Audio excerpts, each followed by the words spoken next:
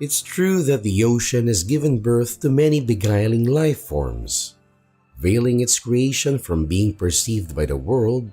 One such creation is Australia. It all started with the prominent voyage of an Englishman, William Dampier, reaching the new land in 1688, which was yet to be discovered by the rest of the empire. It is believed that Aboriginal people of Australia were removed from the land either by force or will. It's still debatable in 21st century. However, genetically there is very low evidence of the habitants before the settling of the Britishers. Australia has been shaped many times over the hundreds of years and seen many voyages, offering the land to its inhabitants. Australia had been the interest for many crusaders, the British, the Dutch, and the French. When we talk about the history of Australia, we should consider it all started with the colonization. Colonization.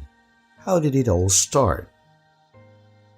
It appeared British consuls were deliberately trying to settle their convicts in New South Wales, as the prisons in Britain were overflooded. However, it was simply not feasible for Britishers to transport their skilled men convicts halfway around the world for this reason alone. Sentences were knowingly reduced. Some were given early pardons and also were given some piece of land to farm. In 1770, British seafarer Captain James Cook found the new island with fertility and complete alienated and declared it to be empty of human lives, which broadly attracted the British Empire. The Britishers agreed upon settling yet another colony in the new land, named the New South Wales. James Cook was awarded with the title lieutenant. Sir Joseph Banks, along with Lieutenant James Cook on their voyage in 1770, found Botany Bay as their most preferable site. Penal culture. The New South Wales was based on a penal society. The rise of poverty in British era led people to indulge in some criminal activities. Many people were either killed or sent away as criminals to America before 1776. Convicts were sent to Georgia or Maryland as America was under British rule. After America getting freedom from the Britishers on the 4th of July 1776, the Britishers were in the search of a new land to transport their convicts and criminals. Convicts were supposed to serve the penal punishment. Under the punishment, convicts were supposed to serve until their death. Assistance. The British didn't do it all alone. There was some offer of assistance from a man called James Matra, an American loyalist. In July 1783, James Matra proposed the whole blueprint in settling the colony in the New South Wales, which was quite appreciated by the whole British regime. The London Chronicles entitled James Matra as an officer of the Treasury. It was never the plan to settle the convicts in the new land. It was supposed to be the Loyalists, the Chinese, and the South Sea Islanders. Later, Matra proposed to settle the convicts as settlers in the New South Wales. As the blueprint for the new colony and strategies were on point, it was time for transporting the new inhabitants to the new land.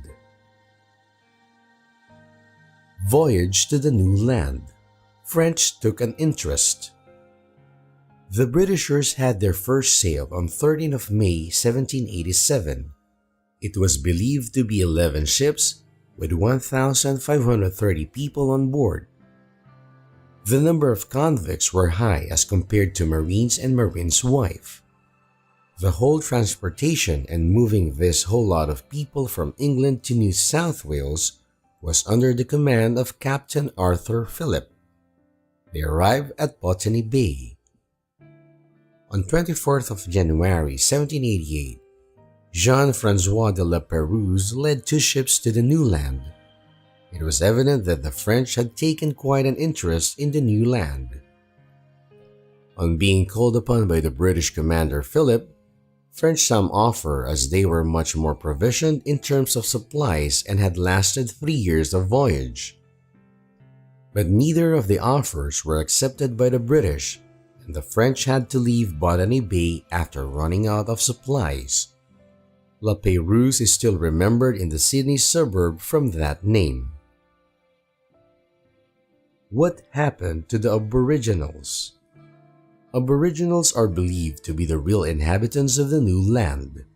It was believed that the people from Africa had migrated to Australia and been there since the arrival of British colony. They had their rites and rituals before Catholics was imposed on the colony. Philip was granted governor title, hence he had full authority over the new colony and the locals.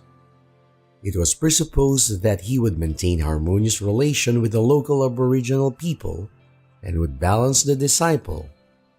But the journals and accounts of Watkin Tench says a different story. The first year of settlement was not much entertained by the locals and resulted in hardships. Britishers under the commands of Governor Philip. Soon the local Aboriginal people started disappearing. It wasn't much of a harmonious act on the governor's side. Aborigines had different reaction to the arrival of Britishers, but it was often confrontational as the colonizers brought diseases and now resources had to be shared. The reaction to the sudden change was quite obvious. There was no treaty signed between the regime in power and the Aborigines. Historian Geoffrey Blaney has said that there was occasional shooting in 1,000 different places, which is an evidence that Aborigines weren't welcome to be part of the colony and peace was not an option. Diseases like smallpox, influenza, and measles were spread among the locals, and it was spreading from the Aboriginal camp to another. Diseases led the Aboriginals to defeat and their demoralization. Some generals saw the Aboriginals people as threat to them, and they couldn't reason with them, which determined them to either kill them or dispose them off the land. Britishers claimed that Aboriginals often killed the men, sheep, and cattle, which made them even determined to have the Aboriginals gone. There are books to prove that Aboriginals did hold arm against the colonizers, and some books that says otherwise. The resistance of Aboriginals are quite controversial, and it is still debatable. Problems faced. The first year of settlement in the new land was totally disastrous, remarked by many historians. It was problems for the convicts and the colonizers as they were not the natural inhabitants and weren't familiar with the seasonal pattern of the new land. It did become a challenge for them to farm. Upon arrival, the convicts were assigned tasks. For some, tasks were accounting, and for some, the task was to build roads. It took a long time to travel from England to New South Wales. Upon arriving, the convicts were already unfit, tired, or sick to do anything. Poverty time was high and New South Wales was not doing so good in agriculture. Governor Philip had to call for supplies from England as for the survival of the people. Exploration of Australia. George Bass and Matthew Flinders, along with William Marsham, sailed and explored the Georges River in October 1795. Evidently, their thorough exploration led to be more informatics. Upon returning the details of their exploration, it led in settlement of new towns across the banks of the river. The boats used by them to sail along the Georges River was Tom Thumb. Their continuous sail and exploring the new land of Australia led to the new discoveries from time to time. Lake Illawarra, which later changed to Tom Thumb Lagoon after the name of their small boat, Port Hacking, and Tasmania were later discovered. Aboriginal people guidance and continuous help did also come in handy. Here, Aboriginals played important role in providing vital information about the land and the fertility. On discovery of Mount Blacksland, it had enough grass to sustain the stock of colonizers for 30 years. In mid-1830s, a treaty was signed between indigenous people and the colonizers. The indigenous had acres of land available to them. Land were given to the Britishers in exchange for money. The approximated land was 60,000 acres. Economy. Australia was divided into three parts during 1846: the New South Wales, South Australia, and the Western Australia. Colonies were highly dependent on England for their food supplies, which was later imported from England to Australia. Although the British pound was the actual currency for trading services and products, but unofficially, rum was also accepted. While this period was difficult for the common people in Australia, the businessman made fortune. Profits were made by granting land, connect labor, and exporting native cedar back to England. The gold rush and the agricultural industries brought an economic boost to the countries. It was believed that two English businessmen, Berry and Wollstonecraft, made fortune off these strategies, which mainly involved lands, slaves, and gold. Traditional dividing, religion, and culture. In 1846, Australia was divided into three major parts: the New South Wales, South Australia, and Western Australia. Indigenous people had performed rites and rituals before the colonizers imposed Catholics as major practice. It was believed that Dreamtime, the animist religion which was followed by the locals.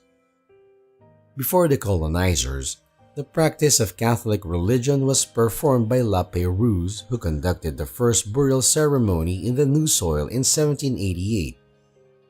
It was La Pérouse's father, Louis Reservoir, who had died in Botany Bay at the times of his exploration. Some Irish convicts and settlers immigrated from their land for crime, family disputes, and hence some minorities of Australia are also Irish. Convicts were impelled to attend the church services. Their children were often raised as Protestants. Reverends were moved from England to Australia to preach Catholicism, which often led to disability of services in the churches of England. And Irish tradition and culture were slowly taken upon in England. The new practice of Catholicism and legal privileges soon started dropping in the New South Wales. An act was established by an Attorney General, John Plunkett. This act established equal rights between the religions that were majorly or in a small group practiced in Australia, namely Anglicans, Catholics, and Presbyterians. Education and literature. At the beginning of all this, education was limited and the primary education began at home. With the permission of King William IV, the Prime Minister and the Duke of Wellington decided to set up some institute mainly for grammar in the colonies. The King's School, Parramatta, is the oldest surviving school. There were many Catholic schools established by the time of 1833. Watkin Tench provided the first art of literature in the new land. He produced many journals and articles over the settlement. He came to Australia during the First Fleet in 1788. Australian theatre was established, which was an European culture came with the Britishers during the First Fleet. Since then, many productions was made and performed as the source of entertainment. Freedom. Governor Phillip, who had the authority over the discipline and managing the morality of the people, had returned to England in 1792. The colonies were turned out to become prosperous day by day.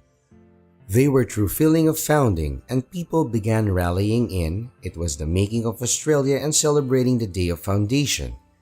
Historians remark the day as it was celebrated with drinking and high spirits.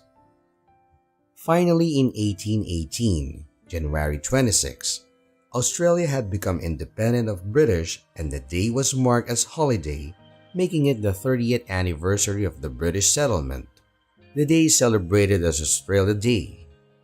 It's the day which celebrates the settlement of white colonies across the wide continent and also remorse for the Aboriginals who were slowly disposed of the land and white people took over the entire nation. History of Australia is debatable as the culture and the people take us long back into the past. We merely adopted the remarks that were written, but the people lived through the era were molded by the acquaintance the colonization had to offer.